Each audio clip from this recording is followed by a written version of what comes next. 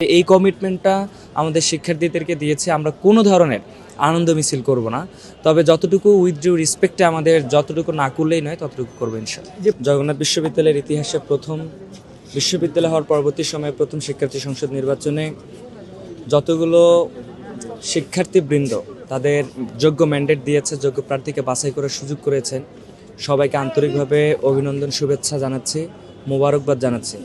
একই সাথে সেই সকল শিক্ষকদের, কর্মকর্তা কর্মচারী এবং নিরাপত্তা বাহিনীদের সকলকেই অন্তরের অন্তঃস্থল থেকে মোবারকবাদ জানাচ্ছি, কারণ তাদের অক্লান্ত পরিশ্রমের ফসলই হচ্ছে আজকের এই যোগশো।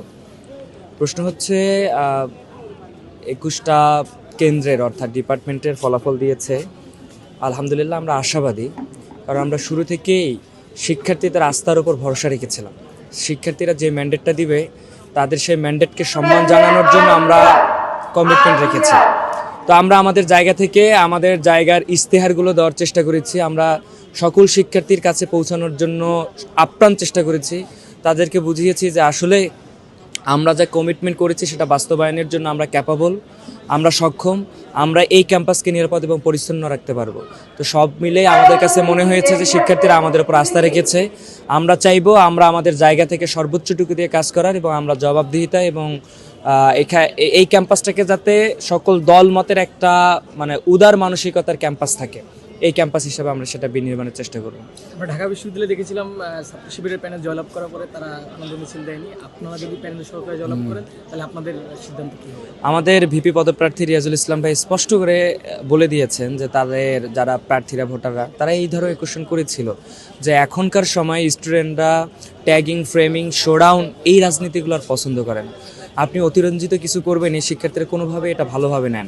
তো তারই প্রেক্ষিতে আমরাও হচ্ছে যে এই কমিটমেন্টটা আমাদের শিক্ষার্থীদেরকে দিয়েছি। আমরা কোনো ধরনের আনন্দ মিছিল করব না, তবে যতটুকু উইথ ডিউ রেসপেক্টে আমাদের যতটুকু না করলেই নয় ততটুকু করবো ইনশাআল্লাহ। যে ভোট গণনার যে জটিলতা আমরা দেখতে পেলাম, এ নিয়ে যদি কিছু বলতে।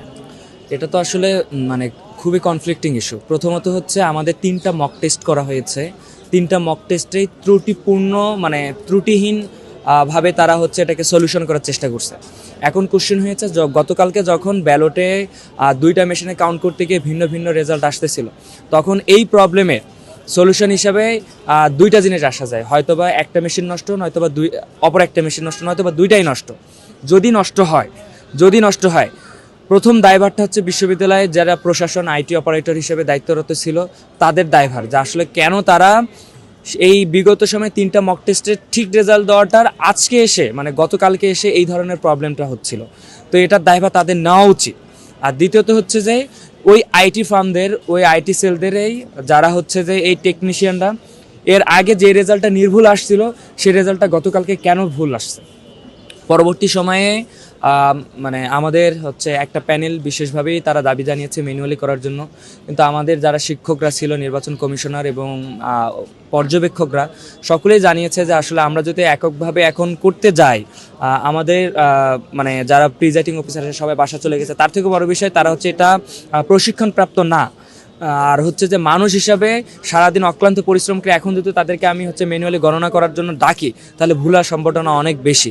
তো সর্বশেষ কোনো একভাবে আমরা এক জায়গায় মিউচুয়ালি আসছি, যে জায়গাটা হচ্ছে এরকম যে আমরা একটা ডিপার্টমেন্টটা আমরা হচ্ছে যে প্রথমত আমরা ম্যানুয়ালি করব, দেন হচ্ছে যে ওই কাউন্টটা হচ্ছে মেশিনে নিব, মেশিনের পর যেই মেশিনটা অ্যাকুরেট দিবে সেই মেশিনটাকে বেস ধরে ধরে আমরা হচ্ছে যে পরবর্তী রেজাল্টগুলো দিব।